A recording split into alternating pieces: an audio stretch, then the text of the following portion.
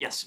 Thank you, Ned. Happy New Year. Happy New Year. Our U.S. Ambassador Peter Hash was harassed by the Bangladesh pro-regime supporter while he was visiting to the home of opposition activist Shahidul Islam Suman to meet with the families of victims of enforced disappearances. Russia believes this incident is an expected result of the activity of the American diplomat. And over the holidays from Moscow, Russian spokesperson characterized it as attempt to interference in the internal affairs of Bangladesh.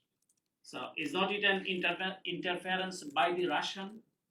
And what action has been taken by the Bangladesh government for this organized incident? As we have heard, one of the personal staff of a ruling minister orchestrated this so-called demonstration against the U.S. ambassador in Bangladesh.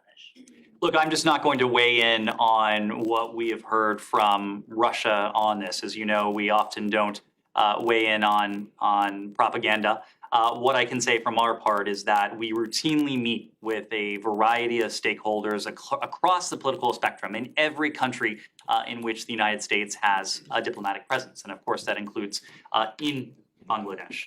The message that we've conveyed regarding what we've seen in recent months in Bangladesh has been one of concern about reports of intimidation, of political violence in Bangladesh. We've called on the government to respect and protect the fundamental freedoms of expression, of association, and peaceful assembly for the people of Bangladesh. That's something you've heard from me. It's something you've heard from this department. It's something you've heard from our ambassador in Bangladesh.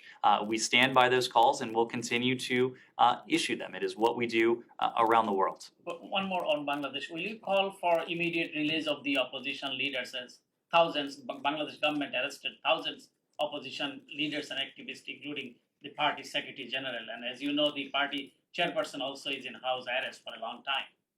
Well, we call on all parties in Bangladesh to respect the rule of law, to refrain from violence, from harassment, from intimidation. We call on the government to ensure that no party or candidate threatens, incites, or conducts violence against another party or candidate. And genuine elections require the ability of all candidates to engage voters free from violence, harassment, and intimidation. When it comes to reports of violence, harassment, intimidation, unjustified detention, we call on the government to investigate these reports thoroughly, transparently, impartially, and to hold perpetrators to account. Yes?